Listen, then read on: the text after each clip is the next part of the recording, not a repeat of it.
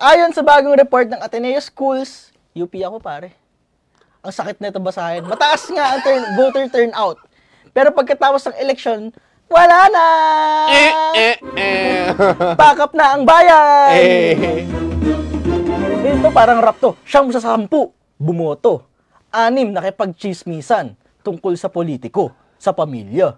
Pero pag barangay meeting na, ghost town na. Abay, 4 lang ang nagpakita eh.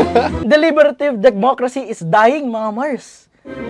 Kulang sa tuloy-tuloy na usapan, kulang sa accountability.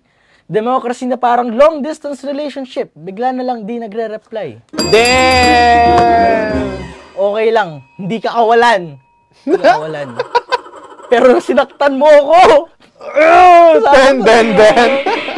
Ang ganda-ganda ng conversation natin. Sabi ko lang, good night, di ka na lang good morning.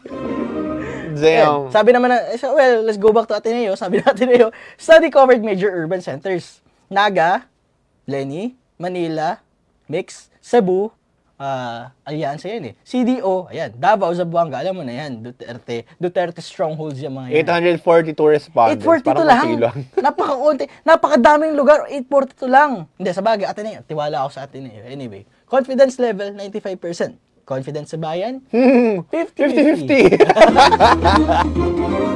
Moral lesson, hindi pwedeng vote and goes. Kapag bumoto ka, maghintay ka sa labas.